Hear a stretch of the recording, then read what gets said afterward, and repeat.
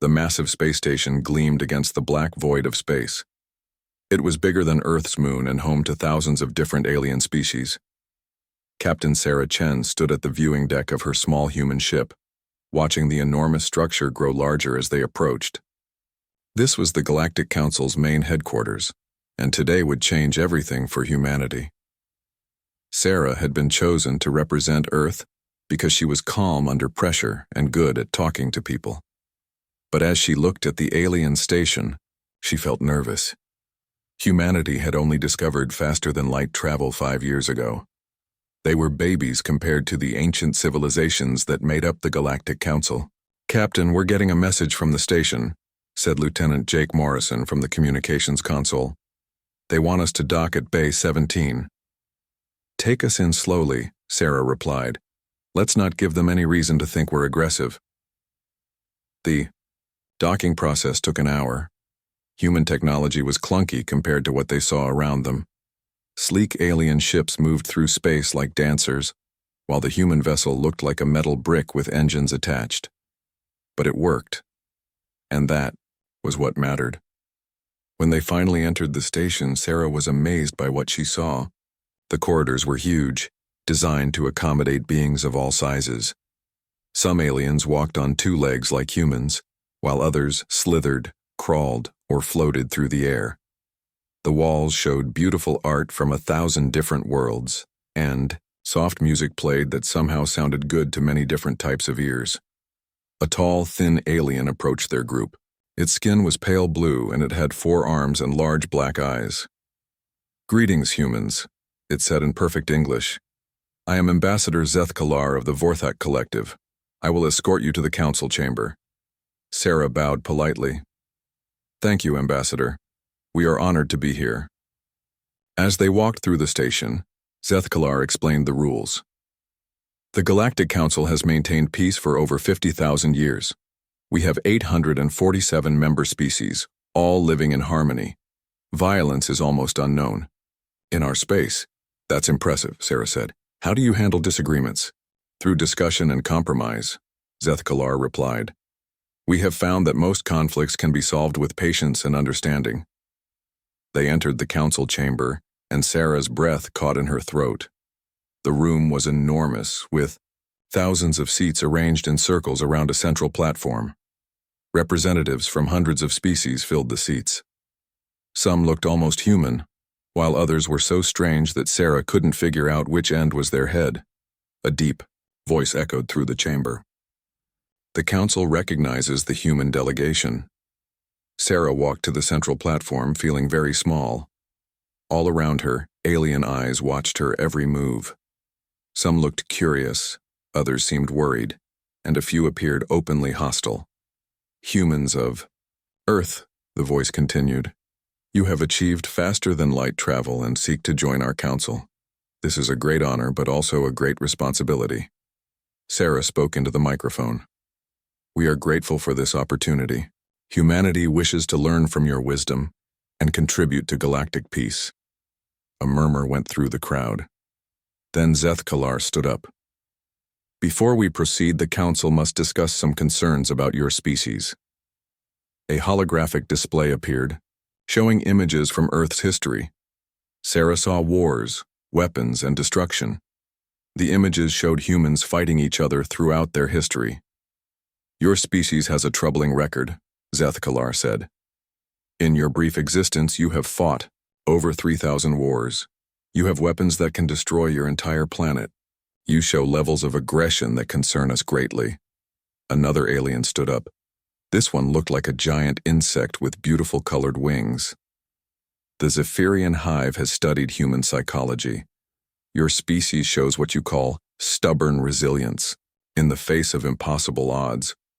While this might seem positive, it also means you rarely know when to surrender." "Furthermore," added a third alien that looked like a walking tree, "humans show unprecedented adaptability. You change your tactics and technology faster than any species we have seen. This unpredictability makes you dangerous." Sarah felt heat rising in her cheeks, but she kept her voice calm. "Yes, we have fought wars. Yes, we have weapons. But we also have art, music, and love. We protect those who cannot protect themselves. We never give up when fighting for what is right. That is exactly what worries us, Zethkalar said. Your species sees everything in terms of conflict. You even use war metaphors when talking about peace. You fight against disease. You battle poverty. You conquer scientific problems. The council chamber buzzed with conversation in dozens of languages. Finally, the deep voice spoke again. The council has prepared the Behavioral Compliance Accords. These are rules that humanity must follow if you wish to join us. A document appeared on Sarah's tablet. As she read it, her heart sank. The rules were harsh. Humanity could only colonize 10 planets. They had to limit their military to defensive weapons only. They could not research certain technologies. They could not expand beyond a small section of space without council permission. These rules are very limiting, Sarah said carefully. My people value freedom and exploration. And that is precisely the problem, Zethkalar replied. Your people value those things more than peace and stability.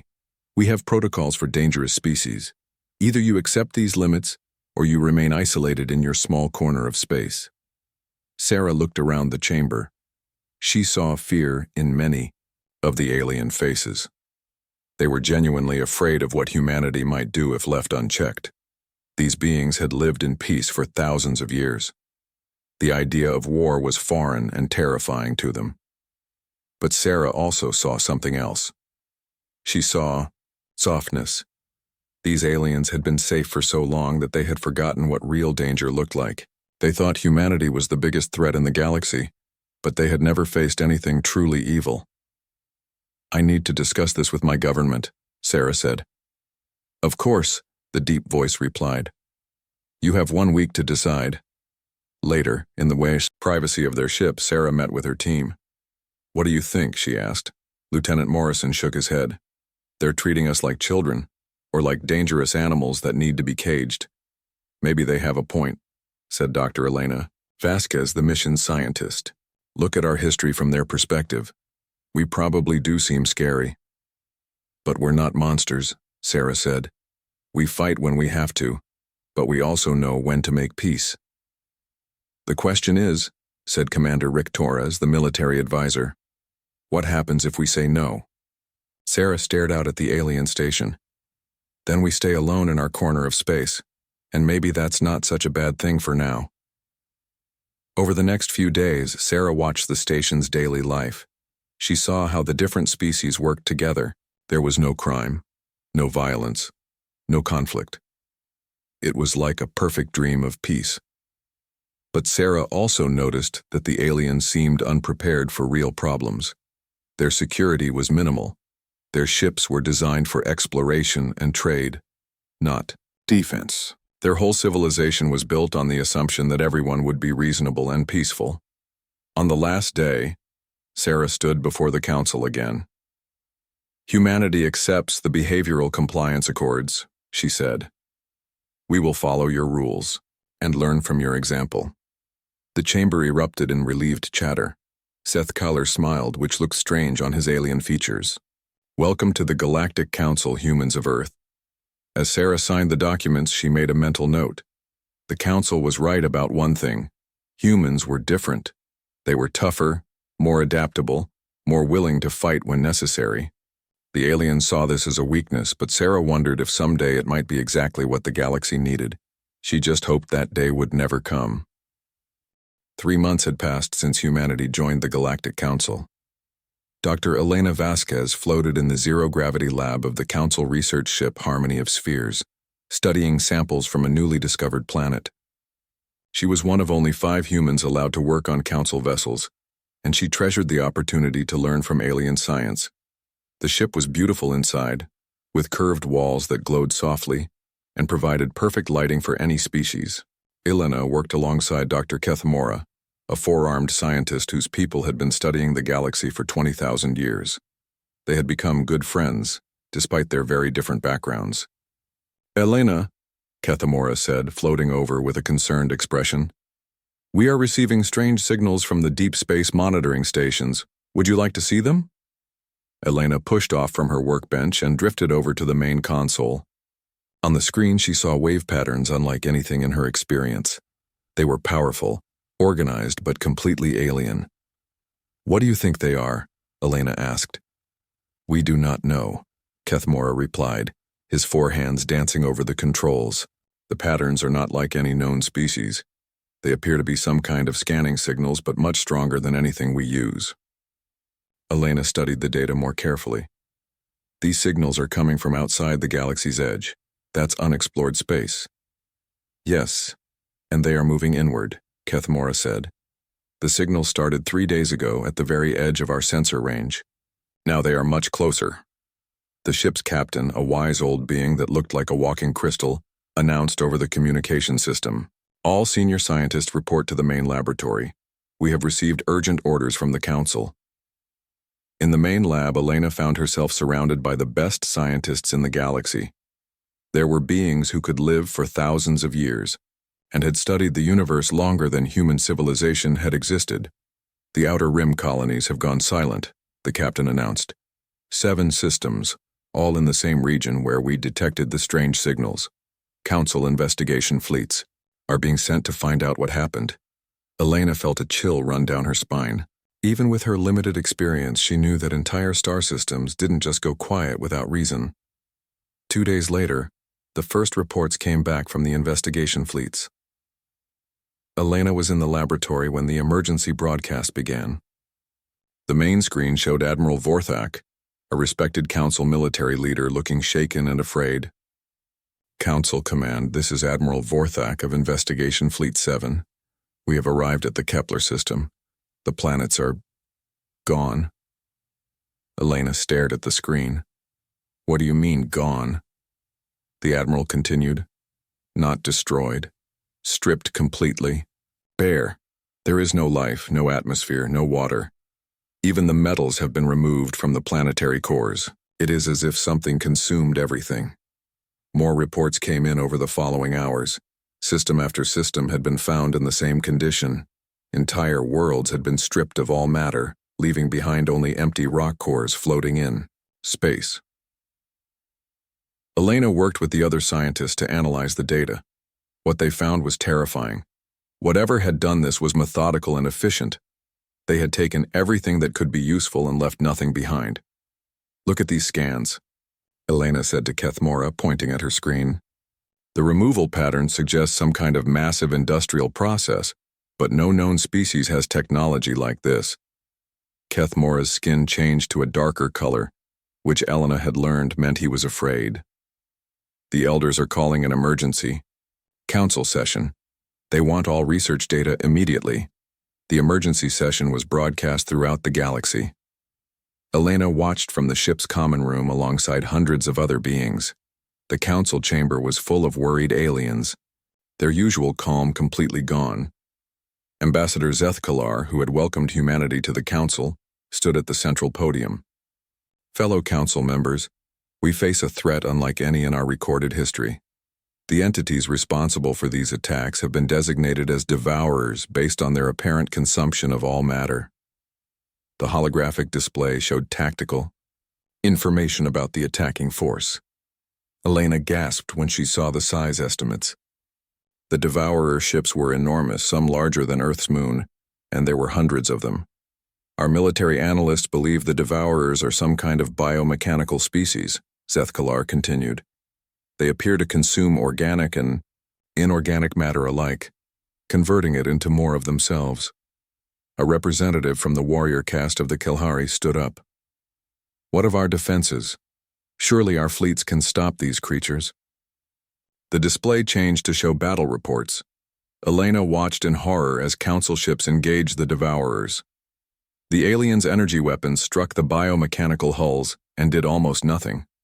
The devourers' own weapons were devastatingly effective, tearing through council shields like paper. "Our energy-based weapon systems are proving ineffective against their adaptive bioarmor," Admiral Vorthak reported from the front lines. "They learn from each attack and modify their defenses accordingly." Elena watched as council fleets, designed for peacekeeping and exploration, were systematically destroyed. The aliens had been peaceful for so long that they had forgotten how to fight a real war. Furthermore, the Admiral continued, their tactics are completely unpredictable. They do not respond to attempts at communication. They show no interest in negotiation or surrender terms. They simply attack and consume. The chamber erupted in panicked voices. Representatives from dozens of species began shouting at once. Elena had never seen the usually calm council in such chaos. Zeth Kalar called for order. Please, we must remain calm. Our scientists are working to find a solution. But Elena could see the truth in the data. The council's technology was advanced, but peaceful. Their weapons were designed to disable, not destroy. Their tactics were based on thousands of years of diplomatic solutions. They simply had no experience fighting an enemy that could not be reasoned with. Over the following weeks, the situation grew worse. The Devourers moved steadily inward, consuming system after system. Refugee ships began arriving at council stations, filled with survivors who had escaped just in time. Elena interviewed some of the refugees, hoping to learn more about the enemy. A young Kelhari female, barely more than a child, described the attack on her home world. They came from space in huge ships that looked alive, she said, her voice shaking. They landed on our planet and began eating everything, not just plants and animals, but buildings, vehicles, even the ground itself. My parents put me on the last transport ship. I watched our world disappear as we flew away. The pattern was always the same. The Devourers would arrive, land their biomechanical units on planets, and begin systematic consumption. They worked with terrifying efficiency, stripping worlds bare in a matter of days. Elena spent her time analyzing Devourer technology, looking for weaknesses. What she found was disturbing. Kethmora, look at this, she said, showing him her latest data. Their bioarmor doesn't just adapt to energy weapons. It actually gets stronger from each attack. That is impossible, Kethmora replied, but his skin color showed he was worried. No, it's not impossible. It's just really, really advanced, Elena said. They're using the energy from our weapons to improve their defenses. Our attacks are literally making them stronger. Meanwhile, Council fleets continued to suffer defeats. Their ships were designed for exploration and peaceful contact, not warfare. When they tried to fight the Devourers, they lost badly every time. Elena watched the tactical reports with growing concern. The aliens had been peaceful for so long that they had lost the ability to think like warriors. They sent their ships in neat formations, used predictable attack patterns, and followed rules of engagement that the Devourers completely ignored. We need a different approach, Elena told Kethmora during one of their research sessions. The Council's tactics aren't working. What do you suggest? He asked. Elena hesitated. What she was thinking would sound terrible to the peaceful aliens. We need to think like humans would think. Dirty, unpredictable, willing to do anything to win. Kethmora's skin turned pale. That sounds very dangerous. Maybe, Elena said. But the alternative is watching the Devourers eat the entire galaxy. As reports continued to come in of Council defeats, Elena began to understand something important. The galaxy had been peaceful for so long that most species had forgotten what real war looked like. They thought in terms of honorable combat and fair play, but the Devourers didn't care about honor or fairness. They only cared about consuming everything in their path. And against an enemy like that, maybe the galaxy needed someone who understood how to fight dirty. Elena thought about Earth and its long history of warfare. Humans had fought each other for thousands of years, learning hard lessons about survival and victory. The Council had seen this as a weakness, but Elena was beginning to think it might be exactly what was needed. She just hoped the Council would realize it before it was too late. The emergency session of the Galactic Council was unlike any meeting in 50,000 years. Representatives from hundreds of species filled the great chamber, but instead of their usual calm discussions, there was panic and desperation. The Devourers had consumed 47 star systems in just 2 months, and the Council's fleets could not stop them. Ambassador Zeth Kalar stood at the central podium, his pale blue skin even paler than usual. Fellow Council members, our situation is critical. Our fleets have suffered catastrophic losses. At current rates, the Devourers will reach the core worlds within 6 months. The chamber buzzed with frightened voices. Some representatives were already talking about evacuating their home worlds. Others suggested trying to negotiate with the Devourers even though all attempts at communication had failed. "What about the humans?" called out a voice from the upper galleries. The chamber fell silent. Elena Vasquez, watching from the observation deck of the research ship, felt every alien eye looking toward the small human delegation. Captain Sarah Chen stood up from her seat. She looked older and more tired than when Elena had first met her months ago. The stress of watching the galaxy burn while humanity sat on the sidelines had taken its toll. "The humans are bound by the Behavioral Compliance Accords," Zethkalar replied. "Their military capabilities are limited to defensive operations only." "But what if we remove those limitations?" asked Admiral Vorthak, his voice desperate. "The humans have experience with warfare. Their weapons are different from ours." A wave of shocked murmurs went through the chamber. The idea of unleashing humanity's military power terrified many of the peaceful species. An elderly representative from the Seraphim Coalition stood up. His people had been peaceful for 12,000 years.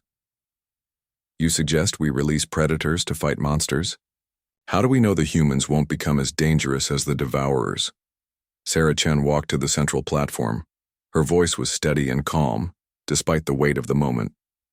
"Because we're not monsters," she said. "Yes, we fight. Yes, we have weapons. But we fight to protect, not to destroy. We fight so that others don't have to. Your species has killed billions of your own kind," accused another representative. "Yes," Sarah admitted. "And we learned from those mistakes. We learned when to fight and when to make peace. We learned how to work together against common threats. The Devourers are a common threat to all of us." Admiral Vorthak activated a holographic display showing the latest battle reports. "Our energy weapons are completely ineffective against Devourer bioarmor, but preliminary analysis suggests that kinetic weapons might work better." Elena smiled slightly. She had sent those analysis reports to the Admiral. Kinetic weapons, bullets, missiles, railguns, were crude by Council standards, but they might be exactly what was needed. The debate raged for hours. Some species wanted to try negotiation or retreat. Others suggested waiting for a technological breakthrough, but as each hour passed, more reports came in of worlds under attack. Finally, Zethkalar called for a vote. All those in favor of suspending the Behavioral Compliance Accords and requesting human military assistance? Elena watched as representatives across the chamber made their decisions. Some voted immediately, while others hesitated for long moments. The final tally was close.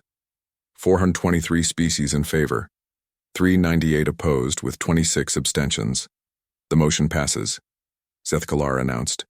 "May whatever gods you believe in forgive us all." Within hours, Sarah Chen was aboard a fast courier ship heading for Earth. Elena volunteered to go with her, eager to see her home world again and help with the mobilization. The journey to Earth took 3 days. During the trip, Sarah explained what would happen next.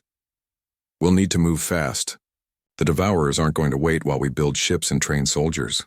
"What about the other humans serving with the Council?" Elena asked. "There are about 50 of us scattered across different ships and stations."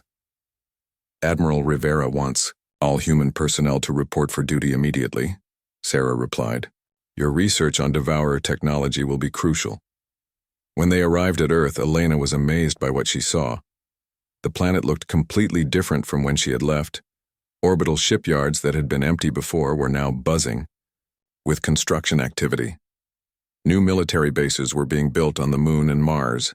The entire human civilization had shifted into what they called war footing. Admiral Marcus Rivera met them at the Luna Command Center. He was a big man with gray hair and scars from humanity's last major conflict 20 years ago. Elena had heard stories about him. He was brilliant, but ruthless, the kind of leader who made hard decisions without hesitation. "Captain Chen, Dr. Vasquez, welcome home," he said. "We've been preparing for this possibility since you first reported on Council military doctrine. Frankly, we expected something like this would happen eventually." Elena was surprised. You expected an alien invasion? We expected that a galaxy full of peaceful species would eventually encounter something they couldn't handle diplomatically, Rivera explained. 50,000 years of peace makes people soft. When real trouble comes, they need someone who remembers how to fight. The Admiral led them through the command center, showing them tactical displays and production reports. Elena was impressed by the scale of the mobilization. Humanity had only been in space for a few years, but they were building ships and weapons at an incredible rate. Our main advantages are mobility and firepower, Rivera explained. Council ships are designed for comfort and exploration. Ours are designed for war. We can move faster, hit harder, and take more damage. What about casualties? Sarah asked. Rivera's expression became grim. We'll take heavy losses. That's unavoidable. But humans are willing to accept casualties that would break other species. We've been doing it for thousands of years, Elena thought about the peaceful aliens she had worked with. The idea of losing even a few ships was traumatic for them. They might not understand humanity's willingness to sacrifice lives for victory. 2 weeks later, the first human battle fleet was ready. Elena stood on the bridge of the flagship Indomitable, watching as 40 human warships prepared to jump to their first engagement. The ships looked nothing like the elegant council vessels. They were blocky, heavily armored, and covered with weapons. Admiral Rivera stood beside her, studying tactical displays. The Devourers are attacking the Proxima Centauri system. It's a heavily defended council stronghold with a population of 2 billion. What's our plan? Elena asked. Simple, Rivera replied. We're going to hit them with everything we have. Railguns, nuclear missiles, kinetic impactors, anything that can punch through bioarmor.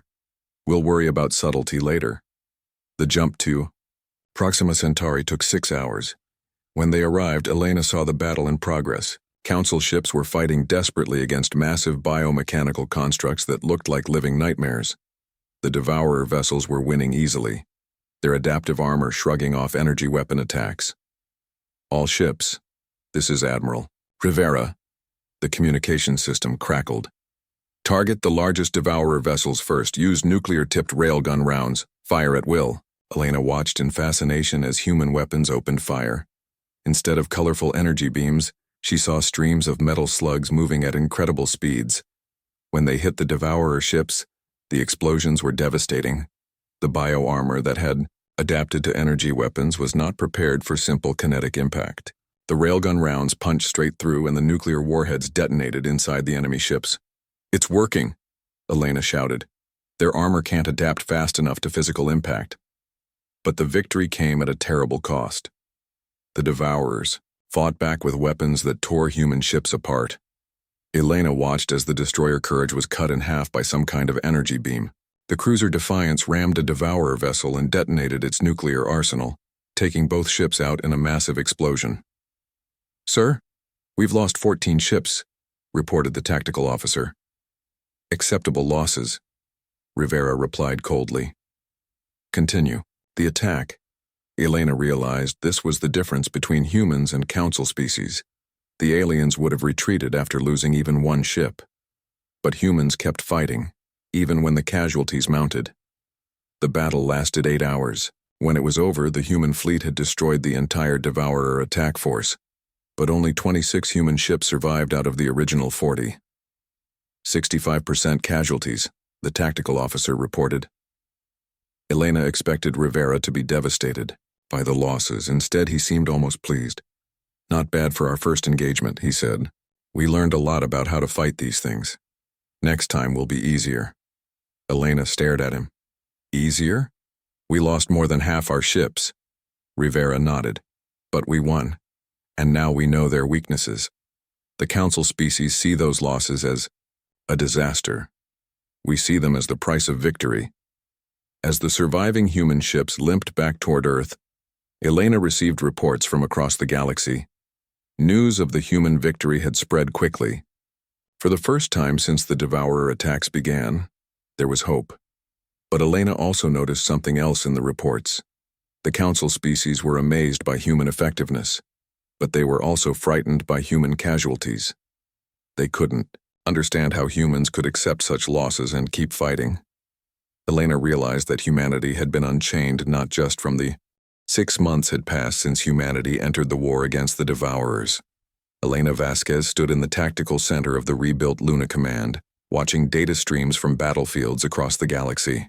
The numbers told an incredible story. Human forces had won 12 major engagements and saved over 30 star systems, but the cost had been enormous. Elena studied the casualty reports with a heavy heart. Of the original 200,000 human military personnel deployed, fewer than 80,000 remained. Any other species would have surrendered by now, but humanity kept fighting. Dr. Vasquez, report to Admiral Rivera's office, came the announcement over the communication system. Elena made her way through the bustling command center. The base had tripled in size since the war began, and construction crews worked around the clock to expand it further. Everywhere she looked, she saw humans preparing for war with grim determination. Admiral Rivera was studying holographic battle plans when she entered his office. He looked older and more tired than before, but his eyes still held the same fierce intelligence. "Elena, I need your analysis of the latest Devourer adaptations," he said without looking up. "They're learning from our attacks." Elena activated her portable display. "The bio-armor is evolving faster than we expected. They've developed countermeasures against railgun rounds in the past month. Nuclear weapons are still effective, but they're building thicker hulls. What do you recommend?" "We need to change tactics again. The Devourers expect us to attack with kinetic weapons now. We need to surprise them." Rivera finally looked at her. "What did you have in mind?" Elena pulled up her research files. "Boarding actions. Get inside their ships and attack from within. Their bio-armor is designed to stop external attacks, not internal ones." The Admiral raised an eyebrow. "Boarding actions against ships the size of cities? That's insane." "Yes," Elena agreed. "That's why it might work." 3 days later, Elena found herself suiting up for the most dangerous mission of her life. She was part of a 50-person boarding team preparing to assault a Devourer command ship in the Vega system. The plan was simple and completely crazy. Ram a specially modified human ship into the enemy vessel, then fight their way to the central control systems. Colonel Sarah Chen, now wearing military armor instead of diplomatic clothes, checked Elena's equipment one final time. Sarah had volunteered to lead the mission personally, despite Admiral Rivera's objections. "Remember, once we're inside, we have maybe 30 minutes before the ship's immune system adapts to us," Sarah said. "We need to plant the virus and get out fast." The virus was Elena's creation, a computer program designed to disrupt the biomechanical systems that controlled Devourer ships. It was based on her months of studying captured Devourer technology, combined with human computer science. "Are you sure this will work?"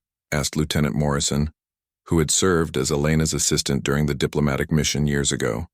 "No," Elena admitted, "but it's the best chance we have." The boarding ship Spear of Terra was essentially a giant missile with a crew compartment. It had been designed to punch through enemy hulls and deliver soldiers directly into hostile ships. Elena tried not to think about how many things could go wrong with this plan. 5 minutes to impact," announced the pilot. "Everyone hold on." Elena gripped her restraints as the ship accelerated toward the massive Devourer vessel. Through the small viewports, she could see the enemy ship growing larger and larger. It looked like a living nightmare, part machine, part organism, covered with weapon pods and sensor arrays. The impact was tremendous. Elena felt like she was inside a giant bell being struck by a hammer. Emergency lights flickered, and she heard the sound of metal tearing as the boarding ship carved its way deep into the enemy hull. "We're in," Sarah shouted. "Move! Move! Move!" Elena stumbled out of the boarding ship and found herself inside an alien nightmare. The Devourer ship's interior was organic-looking, with walls that pulsed like living tissue. Strange lights flickered in patterns that hurt to look at, and the air was filled with a low humming that seemed to vibrate in her bones. The boarding team moved quickly through the ship's corridors, following Elena's best guess about where the central computer systems might be. They encountered resistance almost immediately. biomechanical defenders that looked like cross between machines and insects. Human weapons proved effective in close combat. The defenders were designed to fight, energy weapons and kinetic rounds, not point-blank shotgun blasts and explosive charges. Helena watched her companions fight with a combination of high-tech equipment and brutal close-quarters tactics that would have horrified the peaceful council species. "This way," Helena shouted, following her sensor readings toward what she hoped was the ship's brain. The corridors were getting stranger as they went deeper, with walls that moved and floors that felt alive under their feet. They found the central control system in a vast chamber that looked like the inside of a giant organism. Nerve-like cables ran everywhere, pulsing with bioluminescent light. In the center was something that might have been a computer or might have been a living brain. Helena couldn't tell the difference. "There," she pointed. "That's where we need to plant the virus." Sarah and her soldiers set up a defensive perimeter while Helena worked. The virus had to be installed directly into the biomechanical systems, which meant she had to physically connect her equipment to what looked like alien nerve tissue. The process was disgusting and terrifying. The ship seemed to sense what she was doing and began trying to fight back. The walls started closing in and hostile organisms began emerging from openings in the floor. "Helena, whatever you're doing, do it faster," Sarah shouted, firing at something that looked like a mechanical spider the size of a person. "Almost there," Helena replied, forcing herself to focus despite the chaos around her. The virus was uploading, but slowly, too slowly. Then the ship's immune system found them. Helena watched in horror as the air itself seemed to become hostile, filling with microscopic organisms that attacked anything human-made.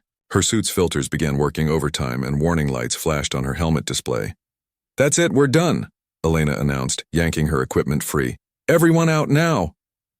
The retreat was a nightmare. The ship was actively trying to kill them now, and the corridors were changing shape to trap them.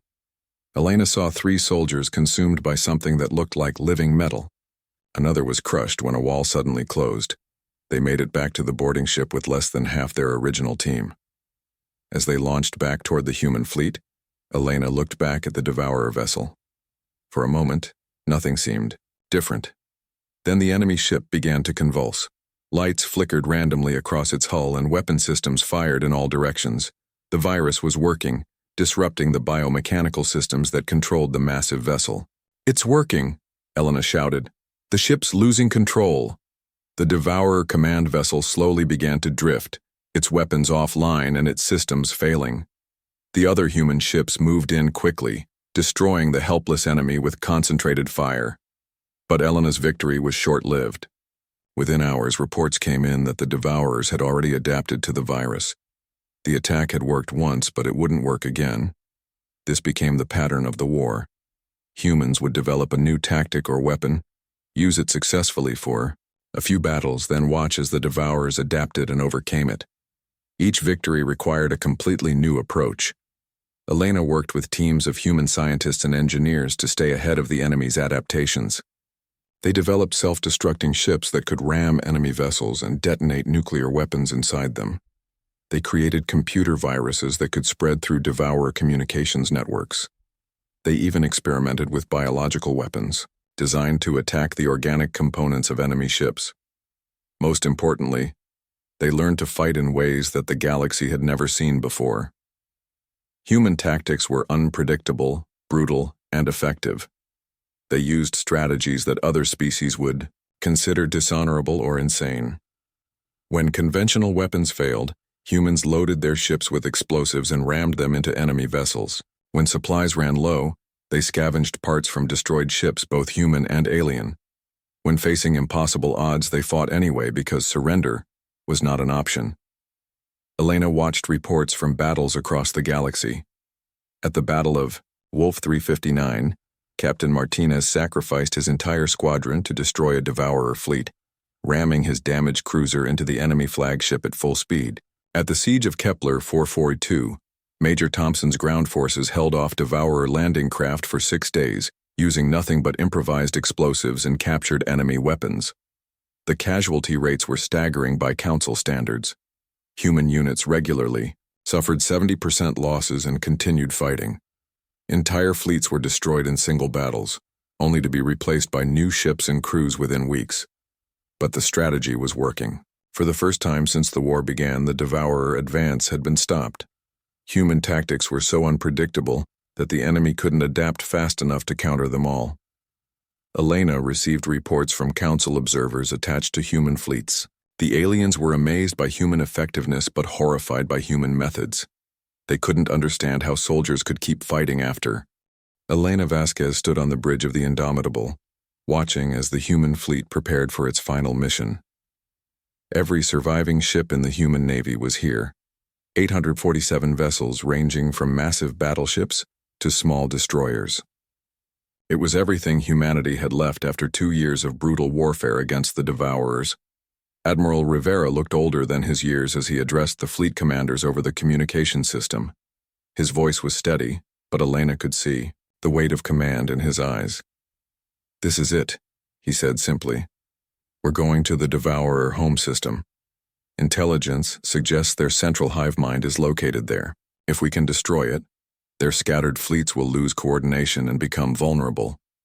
Elena studied the tactical display showing their target. The Andromeda system was heavily defended by thousands of Devourer ships and orbital fortifications. It was, without question, a suicide mission. "I won't lie to you," Rivera continued. "Most of us won't be coming home. But if we succeed, the galaxy survives. If we fail, everything ends anyway. The choice is simple." Elena looked around the bridge, at the human crew members. They were young and old from dozens of different countries and backgrounds. Many had lost friends and family in previous battles, but none of them looked afraid. They looked determined.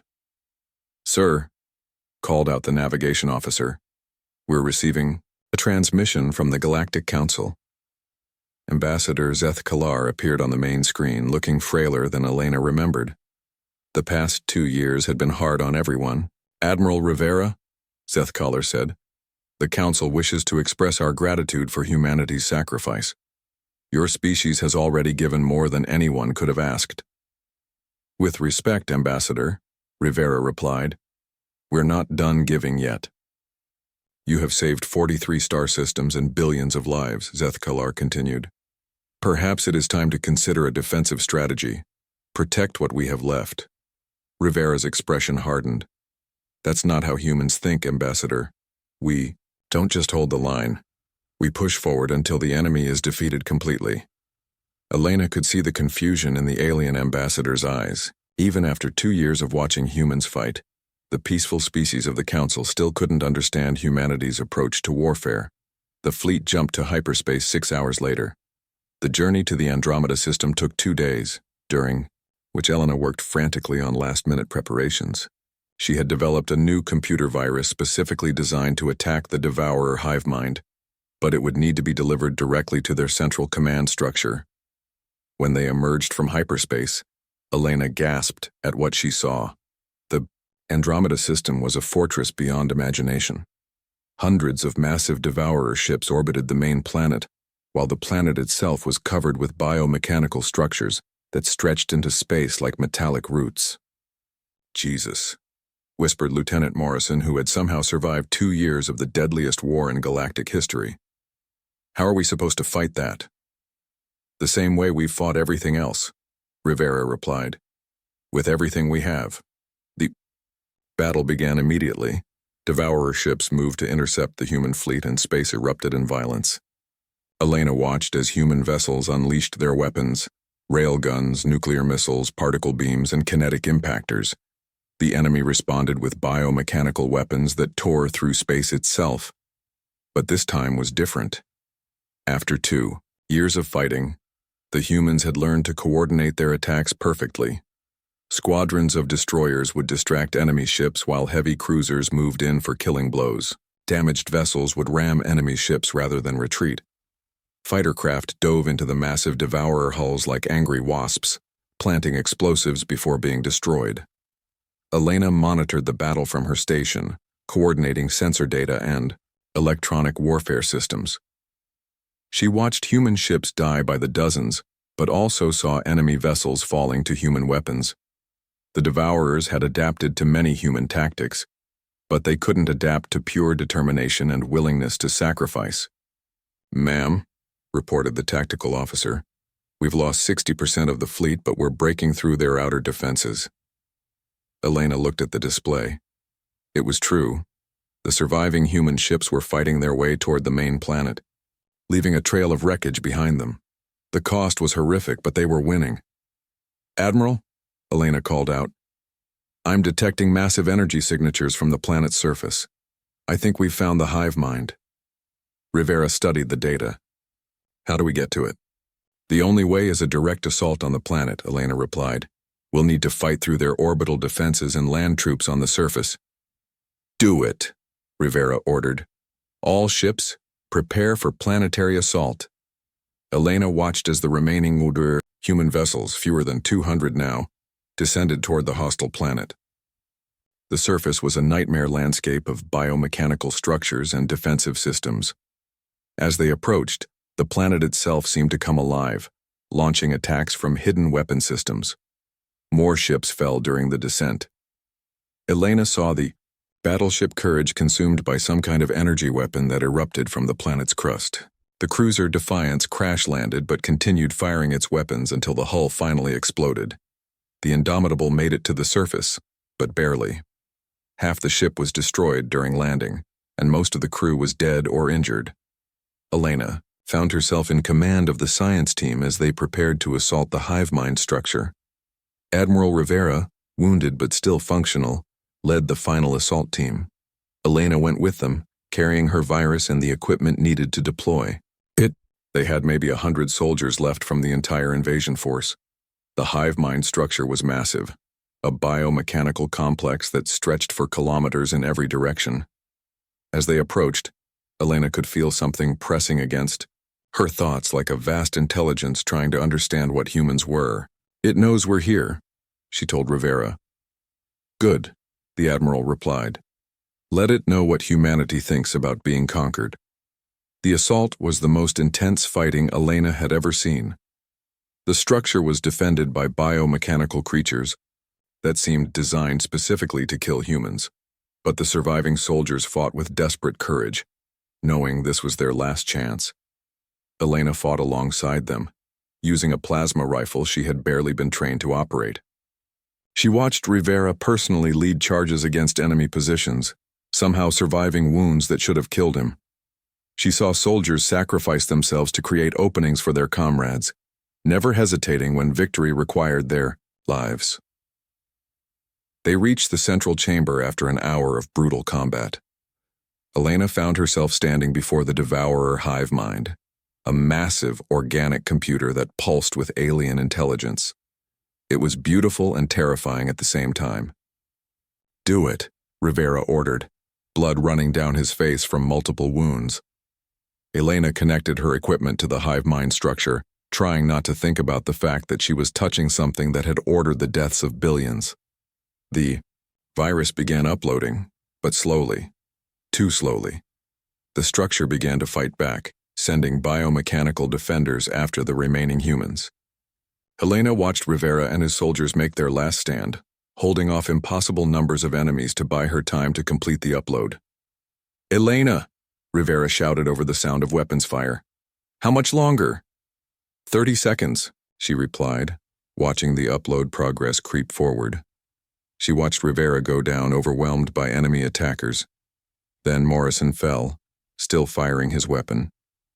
One by one, the last human soldiers died protecting her as she worked. With 10 seconds left on the upload, Elena realized she was alone. The chamber was full of biomechanical creatures, all moving toward her. She drew her sidearm and prepared to make humanity's final stand. Then the upload completed. The effect was immediate and devastating. The hive mind structure began to convulse as the virus spread through its systems. The biomechanical defenders suddenly stopped attacking, confusion replacing their coordinated intelligence.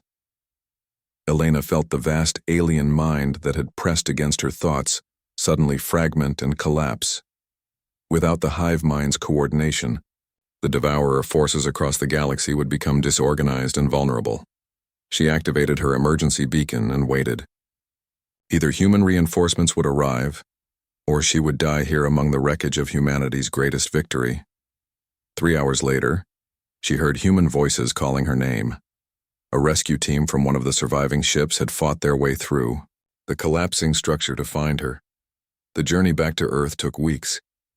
Elena spent most of it in the medical bay, recovering from injuries and exhaustion. But she also spent time studying the reports that came in from across the galaxy. The virus had worked perfectly. With their central coordination destroyed, the scattered devourer fleets were being systematically defeated by Council forces. Species that had been helpless against the organized invasion were now able to fight back effectively against confused and uncoordinated enemies. But the cost to humanity had been enormous. Of the 847 ships that had participated in the final assault, only 23 survived. Admiral Rivera was dead, along with most of humanity's military leadership. The human fleet, which had once numbered in the thousands, was reduced to a few hundred vessels. When Elena finally reached Earth, she found a world in mourning. Every